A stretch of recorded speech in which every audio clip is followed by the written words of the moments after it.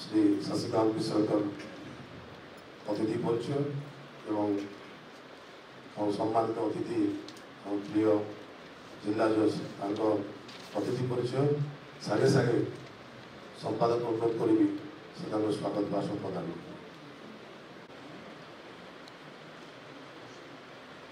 सभापति महाशय आज मुख्य अतिथि रेस्पेक्टेबल जुडिशियल मेंबर्स एवं आमर बाहर बंधुगण तार संगे संगे आमर law college Panchayat law Bargarh law college Vikas law college रो छात्र छात्री माने एवं शिक्षक शिक्षयित्री माने आज बरगढ़ जिला वकील संघ गोटे गौरवर दिन ये जे आज आमर यही समारोह रे आमे गोटे सेमिनार आयोजन करिछु एवं यही सेमिनार को निजर वक्तव्य प्रदान करने ओडिशा हाईकोर्ट रो माननीय विचारपति शशिकांत मिश्र सदय स्वीकृति प्रदान करिसंती। बरगढ़ जिला वकील संघर संपादक हिसाब से श्री मिश्र को पुणी थे आमर यही समारोह को तथा बरगढ़ जिला को स्वागत करुछि। In this auspicious occasion, my Lord Justice Sri Shashikant Mishra, who is on the dais as the chief guest, our Honorable District and Session Judge Srimati Lona Mohanty, on the dais as the guest of honor, my Secretary, Vice President of the dais, चाहे असीमा मिश्र 2024 रे enrol होइतिबार जड़े आईनजीवी बरगढ़ बाहर रे एवं university law college रो pass out एवं Christ college law college रु बेंगलोर रु LLM degree हासिल करितबा जड़े छात्री से वर्तमान ए सेमिनार को आगो को बढ़ाई नेबे असीमा मिश्र को मु मंच को आह्वान करूछि।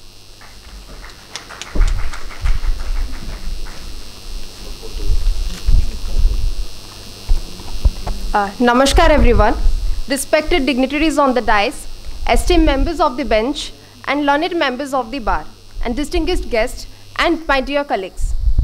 It is indeed a moment of immense honor and great significance for us to welcome a legal luminary and a person of profound intellect, Honorable Shri Justice Shashikanta Mishra, Judge, High Court of Orissa. On behalf of all the presenters, I am thankful to the organizers for providing us an opportunity to put forth our view on the topic, role of district judiciary in implementing constitutional mandates. The judges are being appointed by the state government also can be called an executive body, but they have much load on their shoulders to deliver the justice. At the outset of my topic, I would like to point out that so far as I know, district judiciary has no constitutional mandate to perform or implement any position inscribed in it. However, I would like to say the district judiciary has administrative power for functioning and implementing the law imposed on it. I'm Sahu, a student of 4th year law from Vikash Law School. Whenever we talk about the constitution, the first thing that comes to our mind is the fundamental right. And in case of violation of fundamental right, we know that there is Article 32 and 226, through which we can approach the Supreme Court and High Court for enforcing our fundamental right. As the district court is the first line of defense of the rule of law in the Indian judiciary system, the district court includes all the civil court and the criminal court. In the civil court, that start from the district court to small causes court, and the criminal court, that is start from the sessions court to the JMSC, the judicial magistrate second class. As we all know that in our country, the judiciary is considered as the guardian of constitution and the watchdog of democracy. And we can say that the judiciary is considered as the guardian of fundamental rights and constitutional provision. In a democracy, the rule of judiciary is first, to protect the constitution; second, uphold the rule of law; and third, ensure justice for all citizens. As Dr. B.R. Ambedkar rightly said, justice has always evoked ideas of equality, of proportion, of compensation. In short, justice is another name of liberty, equality, and fraternity. Lastly, far from being mere adjudicators of law, district courts act as the first line of defense for citizens, making constitutional principles tangible in everyday life. Their proactive role in implementing Supreme Court directives not only strengthens public trust in the legal system, but also reinforces the ideals of fairness, equity, and dignity enshrined in our Constitution. A vigilant and responsive district judiciary is therefore essential for ensuring that justice remain accessible, timely, and meaningful for everyone. Thank you for your patient hearing. And Bargarh Law College, and many thanks to my junior friends of my. And it's time to hear our lovable district and session judge. Now, may I request our district judge, ma'am, to speak few words in this auspicious occasion. Ma'am.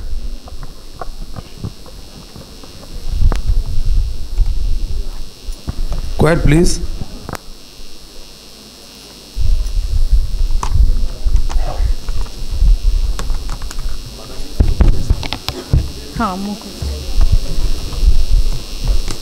With profound respect and utmost reverence, I, on behalf of all the judicial officers, learned members of the bar and the august gathering, express my heartfelt gratitude to Honorable Shri Justice Shashikanta Misra, Judge High Court of Orissa, and the Administrative Judge of Bargarh Joseph for his gracious presence amongst us in the seminar today.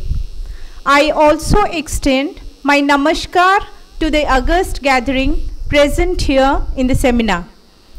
I am really touched by the involvement and spirit shown by the learned members of the bar, more emphatically the young lawyers and unforgettingly the budding law students who have surprised us by their erudite and eloquent deliberation on the topic chosen for the seminar today.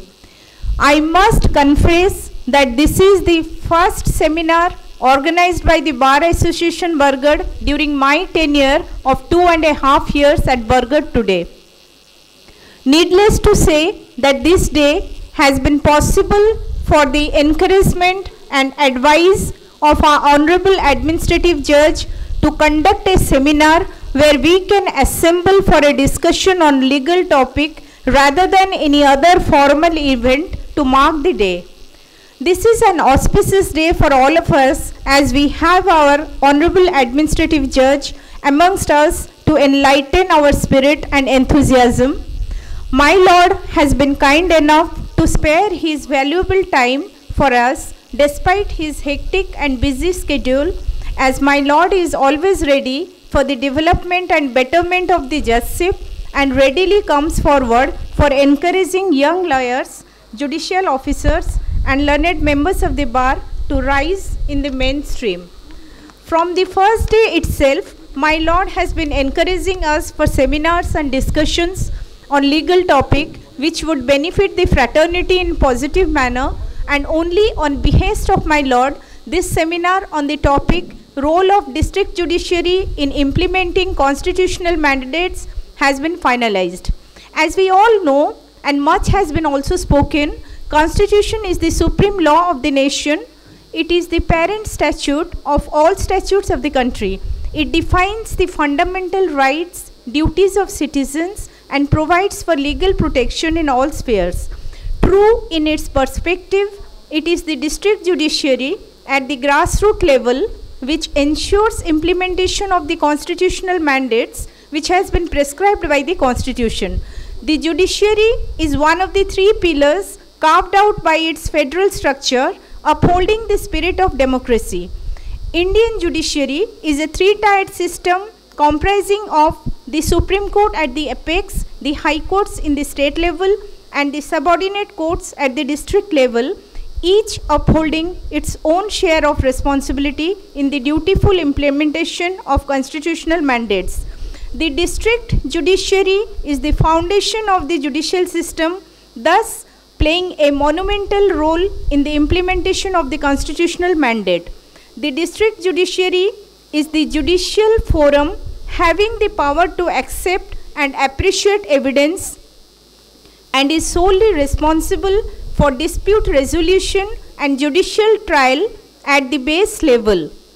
Therefore, it plays an instrumental role in upholding the fundamental rights guaranteed to every citizen of India by the Constitution, particularly Article 14, which ensures equality of all before the law. The district judiciary as an institution is tasked with ensuring the prohibition of discrimination on grounds of religion, race, caste, sex or place of birth at the grassroots level as per Article 15 of the Constitution. It ensures that every citizen is equally protected under the rights detailed in Article 19. As we know, Article 20 provides for protection in respect of conviction for offences. It provides that no person shall be convicted of an offence except for violation of a law in force at the time of commission of the act charged as an offence, nor be subjected to a penalty greater than that which might have been inflicted under the law in force at the time of commission of the offence. It provides that no person shall be prosecuted and punished for the same offence more than once, and no person accused of any offence shall be compelled to be a witness against himself. The implementation of Article 20 is thus a key responsibility of the district judiciary, as it provides protection concerning the above matter in its day-to-day proceedings in courts. The district judiciary ensures that an individual can only be convicted under a law currently in force, preventing double jeopardy and safeguarding the right against self-incrimination. Following the landmark decision of Maneka Gandhi versus Union of India, which expanded the scope of Article 21 relating to personal liberty and constitutional right to life, it is the key responsibility of the district judiciary that no person shall be deprived of his life and personal liberty except according to procedure established by law. The district judiciary upholds the rights of an accused to speedy trial and fair trial and implements in practice that the accused is informed of his legal rights, he is provided with a legal counsel to represent him, and is treated fairly throughout the process of investigation and trial. Additionally, district judiciary strictly ensures the implementation of constitutional safeguards against unlawful arrests as outlined in Article 22. This includes adherence to procedural requirements under the old Criminal Procedure Code and the new Bharatiya Nagarika Suraksha Sanhita (BNSS), such as following the provisions enshrined in 41A CRPC, which is now 35 section 35(3) and 35(5) of BNSS regarding issuing of notice to a person against whom a reasonable complaint has been made, where it is not required to arrest him in compliance to the directions imparted by Honorable Supreme Court in Ernest Kumar versus State of Bihar meticulously. It includes informing an arrested individual of the ground of his arrest, producing him before a magistrate within 24 hours, and following the guidelines established in the landmark judgment D.K. Basu versus State of West Bengal in true spirit. Furthermore, the district judiciary plays a crucial role in protecting the right to freedom of religion as guaranteed under Article 25 of the Indian Constitution at the grassroots level. And in relation to Article 30, the Supreme Court overturned a 1967 ruling that denied Aligarh Muslim University a minority status in Aziz Basa versus Union of India. The ruling established parameters for determining whether an educational institution qualifies as a minority institution. As a judicial forum with the authority to accept and evaluate evidence, the district judiciary is responsible for determining such status based on these prescribed parameters. While these aspects highlight the role of district judiciary in enforcing fundamental rights, its responsibilities extend beyond this. The district judiciary also plays a crucial role in advancing Article 39A, as has already been deliberated upon by the young lawyers of the Indian Article 39A of the Indian Constitution, which is part of the directive principles of state policy. Article 39A states, the state shall secure that the operation of the legal system promotes justice on a basis of equal opportunity and shall in particular provide free legal aid by suitable legislation or schemes or in any other way, so that no citizen is denied justice due to economic or other disabilities. As one of the judicial organs of the state, the district judiciary is responsible for ensuring the proper transmission of legal aid at the grassroots level, making justice accessible to all regardless of economic status. In conclusion, the district judiciary serves as the backbone of India's judicial system, ensuring the effective implementation of constitutional mandates and safeguarding fundamental rights at the grassroots level. Its role extends beyond dispute resolution, encompassing the protection of equality, fair trials, freedom of religion, and safeguards against unlawful arrests. Additionally, by upholding Article 39A, it plays a crucial part in providing access to justice through free legal aid, reinforcing the principle that justice should be available to all, irrespective of economic and social barriers. As an integral part of the judicial hierarchy, the district judiciary remains a vital institution in strengthening democracy and upholding the rule of law in India. Thank you so much. এবং যাহাঙ্কর নির্দেশ রয়েছে my lord justice S K Mishra sir ମୁଁ ସାର୍ଙ୍କୁ ଅନୁରୋଧ କରିବି ଯାହାଙ୍କୁ ଆମେ ଅନେକ ସମୟରୁ ତାକିକିରି ବସିଛୁ ତାଙ୍କର ଦୀପଦ ଶୁଣିବାର ଲାଗି।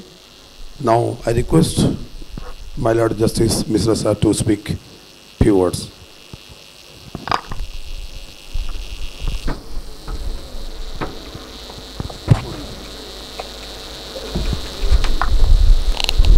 ଆପଣ ଟିକେ ଭୁଲ କହିଲେ। ଆପଣ ପ୍ରଥମେ କହିଲେ ଯାହାଙ୍କ ପାଇଁ ସେମିନାର ସକ୍ସେସ୍ ହେଇଛି କହି ମୋତେ ଡାକିଲେ। ମୁଁ ତ କହିନି କେମିତି ସକ୍ସେସଫୁଲ୍ ହେଲା ବୋଲି ଆପଣ ଜାଣିଲେ? କେମିତି ଜାଣିଦେବେ ଆଜ୍ଞା? କ'ଣ ମୁଁ କହିବି ନ କହିବି ମୁଁ କ'ଣ ଜାଣିଛି? ପିଲାମାନଙ୍କ ଆଗରେ ଯେମିତି ଯେତେ ଜ୍ଞାନ ଦେଖେଇଲେଣି ପିଲାମାନଙ୍କର ଆଜ୍ଞା ଆମେ ଆଉ ଯେ ବହି ନେଇକି ଆସିଛି ଭାବନ୍ତୁନି ମୁଁ ପଢ଼େଇବି ବୋଲି, ମୋର ନିଜର ମନେ ପଡ଼ିବନି ବୋଲି ମୁଁ ଆଣିଛି। Anyway, Namaskar and good evening to all. It's always a pleasure to come to Bargarh. There is a selfish reason also. As one of my erstwhile clients is sitting in this auditorium or this place, I happen to be the lawyer of Bargarh Cooperative Sugar Mill for a pretty long time. So professionally I was benefited. So that is why I say the selfish reason. And secondly, this is my second stint as the administrative judge of Bargarh. After being elevated as a judge, I was allotted with Bargarh district. I had visited once when probably Mr. Dalabedra Bera was the district judge. And as member secretary of the Legal Services Authority, I have visited many times. And my batchmate, Mr. R.K. Patnaik, Justice R.K. Patnaik was the district judge. During his tenure also I visited. What strikes me here is that Bargarh's erudition is something which has always impressed me. The erudition of its lawyers, particularly in the civil side. Not that there are no capable lawyers in the criminal side, but particularly in the civil side, I have always been impressed. Now, straight away let us come to the topic. Of course, I forgot to, refer to the dignitaries on the dais, off the dais, and particularly my friends from the law students. I am really very, very happy to be here. For the reason that this is probably the first time outside Cuttack where a bar association has organized a seminar. I can tell you this will have a long range effect. Its ramifications will be wide, far and wide. We need to develop our intellect. Intellect is our only capital in this profession. It is not how many cars we own, how many buildings we have, but the intellect, how sharp it is, how effective it is in the field of dispensation of justice. And seminars, workshops, debates, discussions only sharpen our intellect. So I must congratulate the bar members of Bargarh, headed by Mr. Bhimadev Saraf, for organizing this seminar. I had only given a suggestion, but you have really given it effect. And I never expected that you will invite law students, not only just the young lawyers, but the law students. And I was very, very impressed by the manner in which they have deliberated on the topic. Now let us come to the topic. Role of district judiciary in implementing constitutional mandates. Well, district judiciary, we all know, I need not dwell upon it. Implementing the constitutional mandate. Mandate, let us forget for a moment. Constitution. We all speak about the Constitution. Much has been told about the Constitution. And Mr. Acharya beautifully, in a very poetic manner, he said that अनेक मानस बंधन परे बा बौद्धिक मंथन परे गोटे अमृत कलश रूपी जहाँ बाहर से संविधान. Beautifully put. We know the Constitution, we have read the Constitution, but have we understood the Constitution? The first question that we need to ask. And especially I am addressing the young students. Have we understood the Constitution? Have we understood the spirit of the Constitution? The philosophy behind it? We must ask this question first to ourselves. Then, to understand the spirit or the philosophy of the Constitution, we need to understand the spirit behind the idea called India. What is India? India is the sum total of the philosophy that has been running for the past 5,000 years, which has been handed down to us from generations to generations. That we must understand first. If we understand that, then I think we will be able to understand our Constitution better. I do not agree at all with any person who says that the English taught us law. I don't agree. Yes, Englishmen were great, Whatever they have contributed is invaluable. But sir, are we to accept that before drafting of the or before enactment of the Constitution of India, we had no law? आम कौन समस्त मूर्ख थलु आमर किसी आईन बोली किसी नथिला कौन थिला आमर let us go back in time. We must understand that first, then we will come to the topic. Our young scholars have spoken very well. I need not go into those details. So going back in time, what was Indian society? It was a society based on, today we say our society is based on rule of law. Was there any such thing during the ancient times? Yes, there was. What was it called? It was a society based on something called dharma, righteousness. And I must congratulate the learned district judge, Srimati Luna Mahanti, when she showed me one painting which says, Jato dharma tato jaya. Where there is dharma, there is victory. And this is the logo or the emblem of the Supreme Court of India. One may ask, Are dharma, what does dharma have got to do with judiciary and that to the Supreme Court? Dharma does not mean religion. Dharma means righteousness. Dharma means justice. So this Jato dharma tato jaya. Then I will refer to another shloka. Dharmo rakshati rakshitah. Whoever protects justice is protected by justice. It's a great and a profound statement.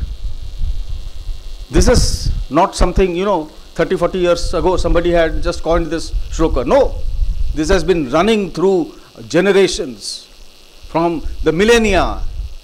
For the past 2000, 3000, 4000 years ago, this is the country where this philosophy was prevalent, and it is still prevalent. Otherwise, what will happen? If had there been nothing called dharma, what would have happened?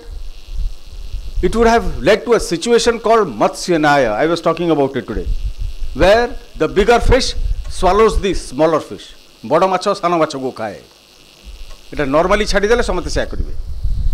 The strong will overpower the weak. Strong will exploit the weak. So we need something. We need, a principle. This principle is known as righteousness, dharma, nyaya, call it whatever. And this Matsyanaya concept was given by Arthashastra, by Kautilya in his Arthashastra. I will recommend everybody to buy and read the Judicial History of Odisha, Volume 1, prepared by us in the High Court, and we are very shortly coming out with the Volume 2, which will cover the colonial period, 1803 to 1916. It is based on a lot of research, and we have tried to depict it in the Museum of Justice. Whenever you visit Cuttack, you must visit that museum, and also the Center for Judicial Archives, where we have this permanent exhibition of all those previous documents, judgments and everything. Now, before I go to the topic again, I will refer to another Sanskrit shloka to emphasize what I have said earlier. That the rule of law that we are talking about today, we are saying it in English, but the same thing was said in Sanskrit. Swasti prajabhya paripalayantam nyayena margena mahim mahisha gobrahmanebhyo shubhamastu nityam loka samasta sukhino bhavantu. Entire constitution is in these four. Entire constitutional philosophy that we see is embedded in these four lines, Sanskrit lines, and which is usually chanted by the priests after every puja. ଆପଣ ଯଦି ଦେଖିବେ ଗୋଟେ ପୂଜା ହେଉଛି, ପୂଜା ସରିଲା ପରେ ସେ ବ୍ରାହ୍ମଣ ଏଇ ମନ୍ତ୍ରଟି ଜପ କରିବେ, ଶାନ୍ତି ମନ୍ତ୍ର ତାଙ୍କୁ କୁହାଯାଏ। ଆଉ ସେ ତାଙ୍କୁ ପଚାରିଲେ ସେ କ'ଣ ମାନେ ତାର କହିବେ, ମୁଁ ସେ କଥା କହିପାରୁନି, ମୁଁ କିନ୍ତୁ ତାର ମାନେ କରୁଛି। ଏଠି କ'ଣ ହେଉଛି ମାନେ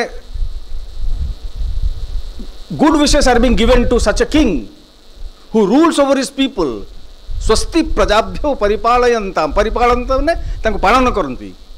How? Nyayena margenam gahi mahisha. By treading the path of justice.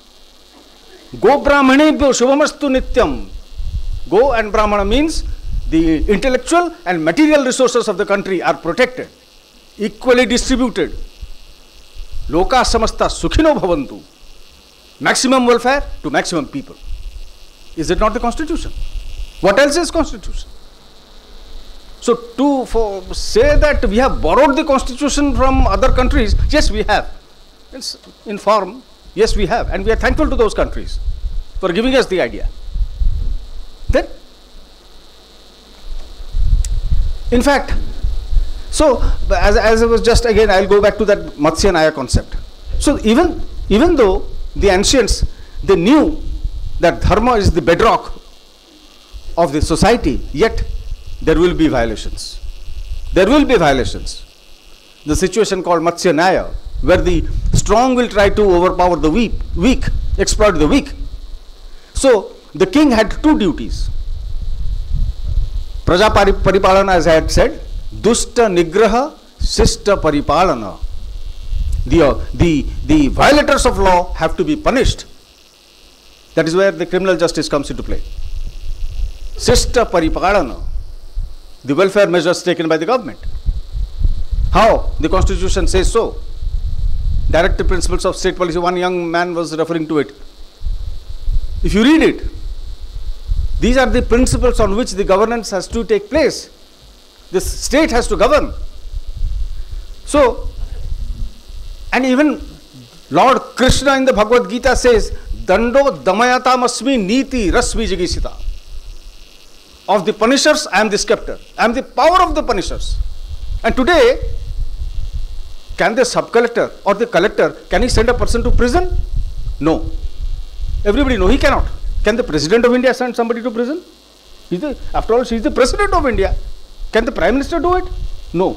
But the magistrate second class or first class who is sitting here, he can do it. Where does that power come from? This sovereign power, this danda, this comes from the Constitution. This was earlier before us. So the same idea, it has flown. We have to understand it from this angle. Then only we will understand the Constitution. And I am not saying this. This has been said by the Supreme Court in Keshavananda Bharati. That the preamble of the Constitution, it represents the ideals, the aspirations that was, that shaped our freedom movement. And what was that? It was led by Mahatma Gandhi, Satya, Ahimsa, all these things. So they are embedded. They are ingrained in the Constitution. So these principles, they permeate and pervade the Constitution. So now let us go to the preamble for a moment. All right, the preamble, it has justice, liberty, equality and fraternity. 4 concepts. Now, as somebody before me has already spoken about all these things, so I need not dwell upon it in detail, but these are the 4 concepts that you will find in every article of the Constitution.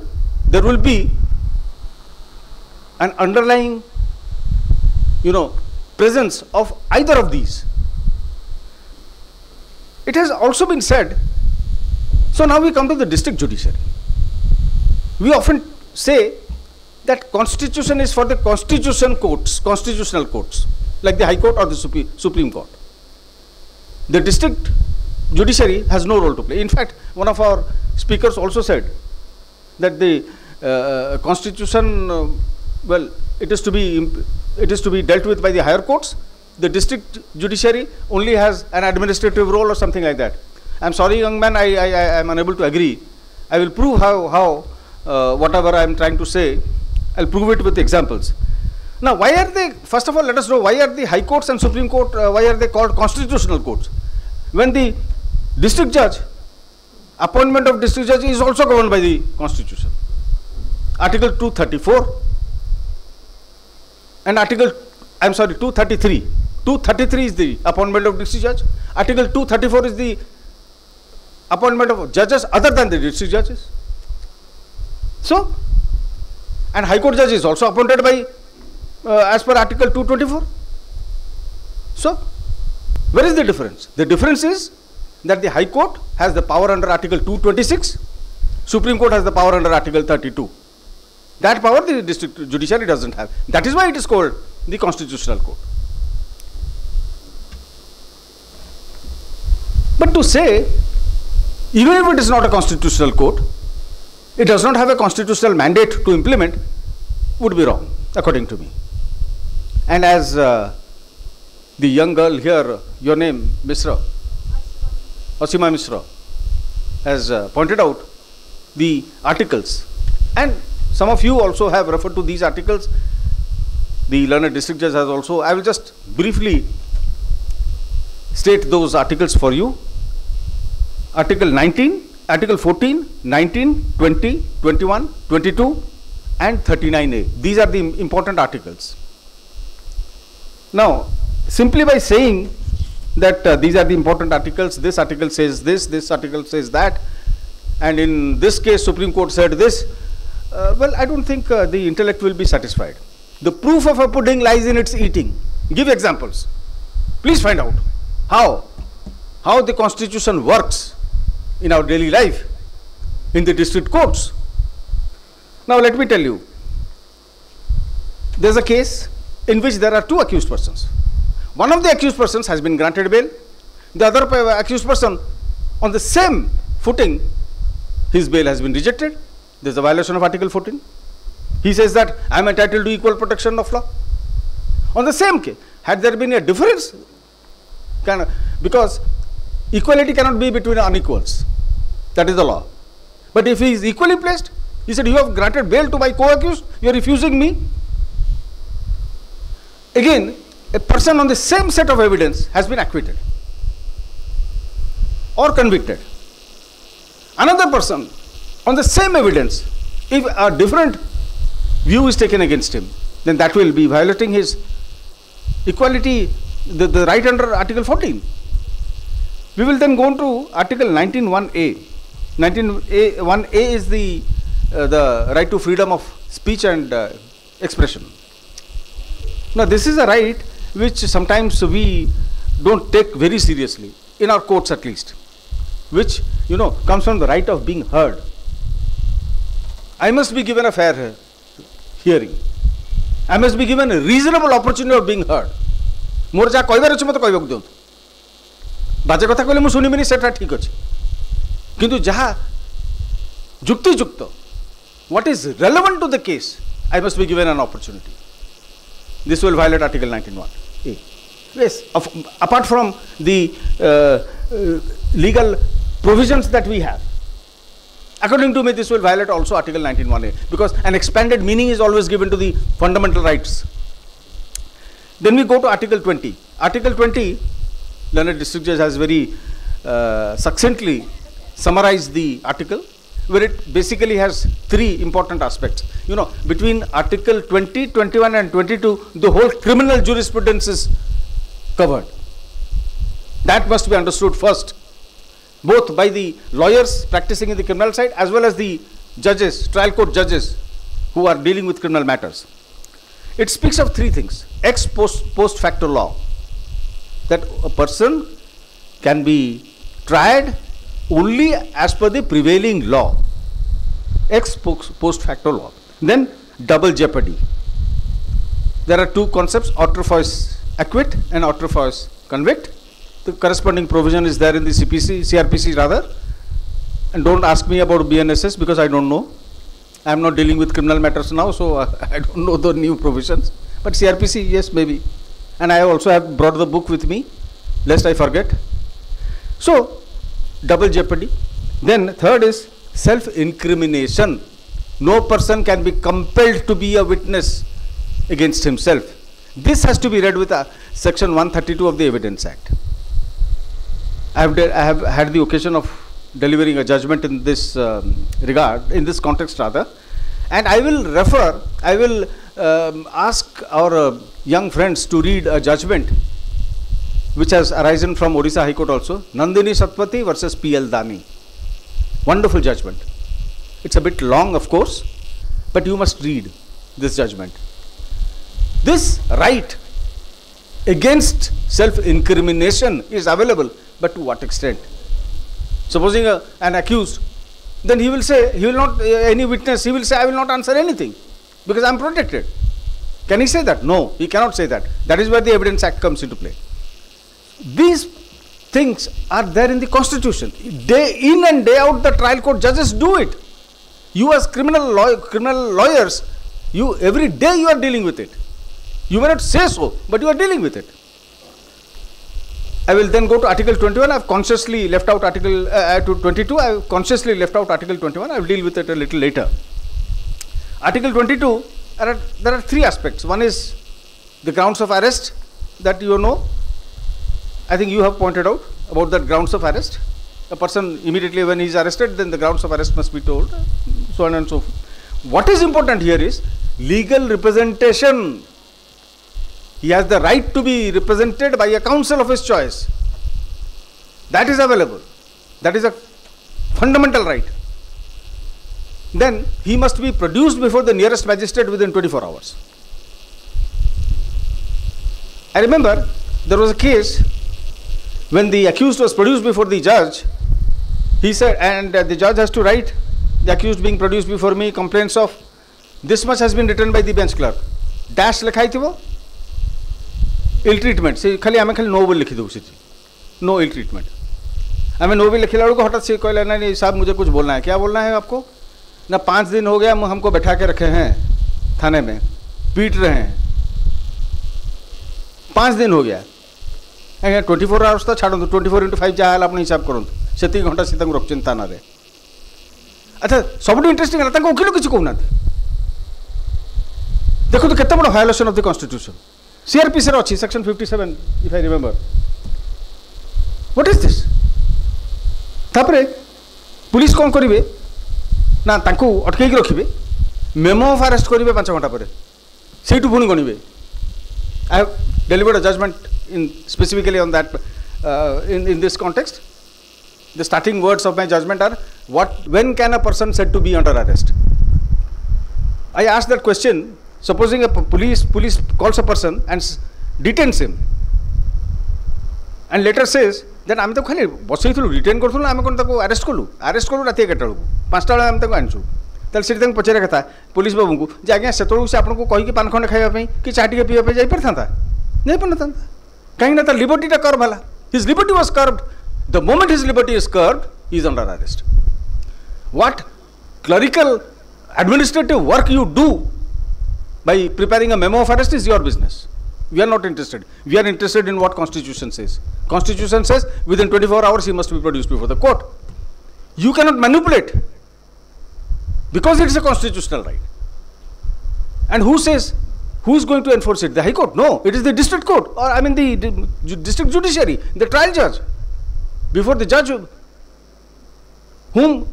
before the very judge, before whom he is produced, he is to take note of it and see that the constitutional mandate is not violated. Then somebody talked about legal aid. I have already said that legal representation. Nowadays we have defense.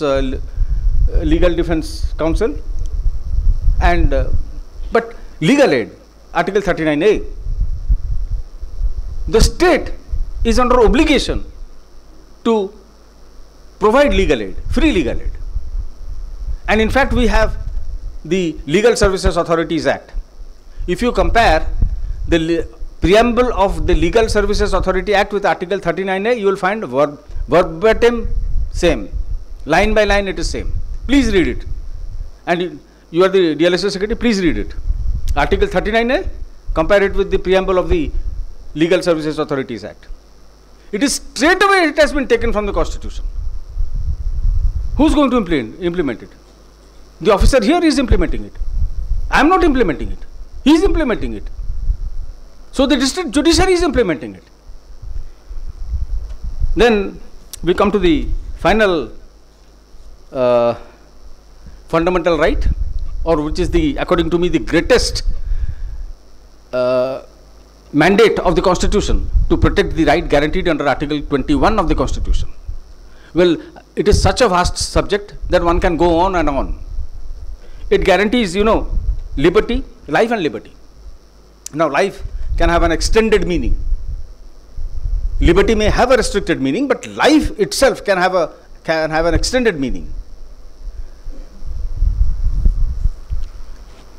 In a in an excise case, a young girl, an Adivasi girl with a small baby was kept in prison, was found to be in jail.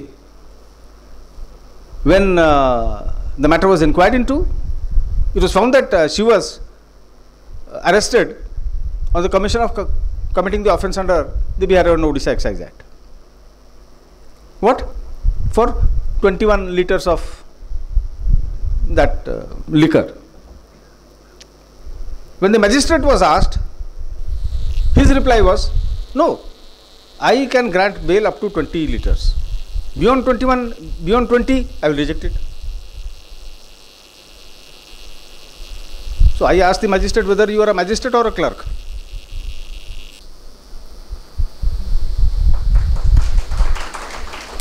Because you know what had happened in that case? That girl, being an Adivasi, was cooking handiya in her house. The police person, the mighty ASI, had come home looking for her husband for some nefarious reasons.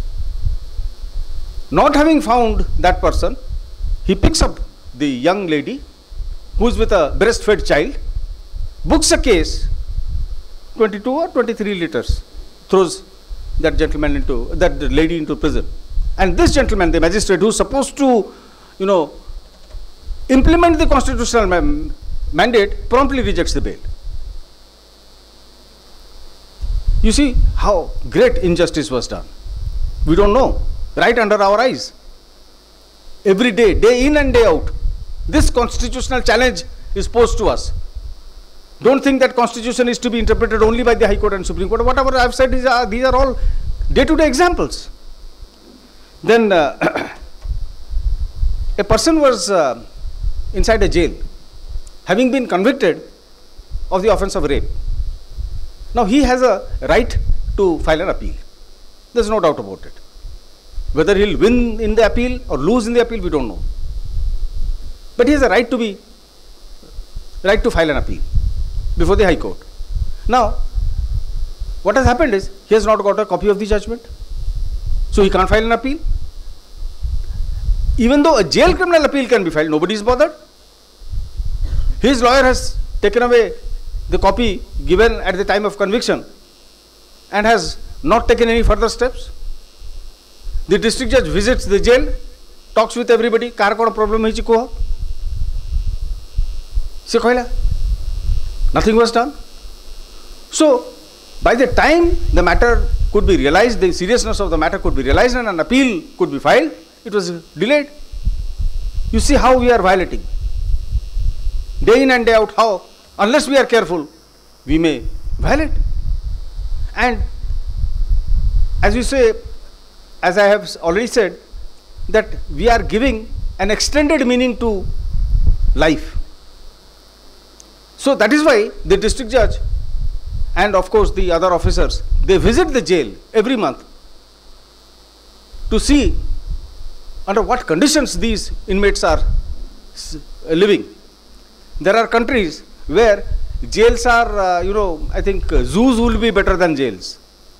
They are kept in such inhuman conditions, even worse than animals. But at least thanks to the mandate of the Constitution, Article 21, we visit jails, we submit reports, and those reports are also read. Let me tell you, those reports are also read by the High Court and corrective measures are also taken. Why is it so? It is because to respect the constitutional mandate. There is another aspect where I will request all the judicial officers present here. In a matter where you can grant bail, please grant bail. Don't think that say jau upuru. Don't relegate the matter to the higher court. You can grant it. If your conscience is clear, if your order is backed by sufficient reasons, nobody will touch you. Nobody will touch you. Then, in another case, I was as a sessions judge, an appeal came before me. A conviction in a rape case by an otherwise good officer.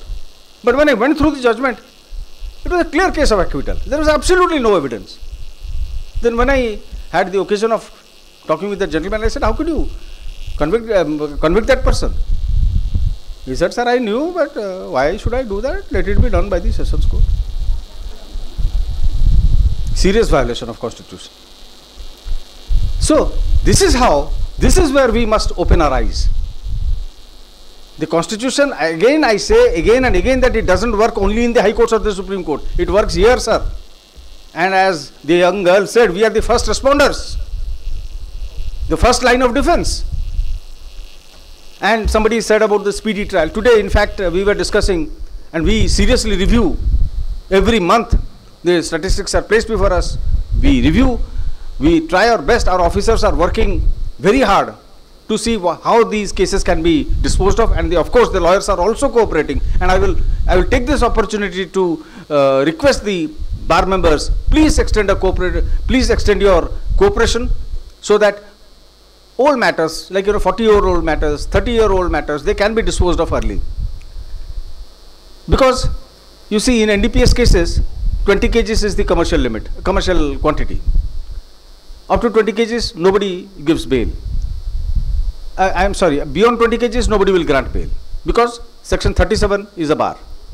But you see the change of law. Now Supreme Court says, as between Section 37 of the NDPS Act and Article 21, Article 21 will obviously override. So a person is in jail for the last 4 years. You are not completing the trial. You are unable to complete the trial, thereby, violating his right to speedy trial, again guaranteed under Article 21 of the Constitution of India. Curbing his liberty, again violating his right to liberty, guaranteed under Article 21 of the Constitution of India. And yet, you are denying him bail. We are all doing it. Yes, sir, we are all doing it. So, this aspect has to be considered. I will request the speakers and the other young friends who are here, watch the proceedings. See how the Constitution, somebody said, probably a person from outside this country, I will not name that country, he said that your Constitution of yours is too rigid, it is too long, it is too prolix, difficult to understand, so many articles, so many clauses. And because it has all happened because it has been drafted basically by lawyers. True, the Constituent Assembly comprised mainly of lawyers, brilliant minds. But what I have said today, what the framers of the Constitution, what they have tried to, make an serious effort to continue with the same principle that existed in this country, that has run through the generations. How can you say that it has not worked? And in fact, it is working. The moment we grant bail, the moment we apply our mind to release a person, there we are applying the Constitution, implementing the constitutional directive. So friends, I will conclude by saying that we must be proud to belong to such a civilization. This is not to belittle any other civilization of the world. My respect to everybody. But we must take pride in the basic, the most fundamental and the foundational aspects of our society. It is on such a strong foundation that the huge edifice of this country, the huge judicial system of this country has stood, and it is the bedrock. The Constitution is the bedrock. And the district judiciary, I think, has a even more important role than even the constitutional courts, because you are the first responders, the first line of defense. When the accused is arrested, he or she is produced first before the local magistrate. It is the local magistrate's duty to see whether the constitutional right has been protected or not. So this is all about it that I wanted to say. I am very, very happy that you chose such a topic, and I will request you that don't stop it at that. Please make it a regular habit. At least once in a month, please have the young lawyers. You may not invite anybody. but you can always have a seminar on a very relevant topic. There will be an exchange of ideas, interchange of ideas, and overall the bar, the intellectual level of the bar will grow. So आपण माने शेषरे कहबी आपण माने मते निमंत्रण करिथिबारु एवं ए जो seminar रे मते भाग नबार गोटे सुजोग देइथिबारु मु अंतरु कृतज्ञता जनाउची, धन्यवाद जनाउची, साधुवाद जनाउची. I express my best wishes to the bar, particularly to the younger members. I wish you all the best. Please believe in yourself. Please think that you are part of a noble profession. You are not businessmen. You are doing a business, you are doing a profession, not a business. आपण आईन पेशारे लिप्त, व्यवसाय नुहे. तेणु समाज को you are the best person to guide and help this society. Thank you very much.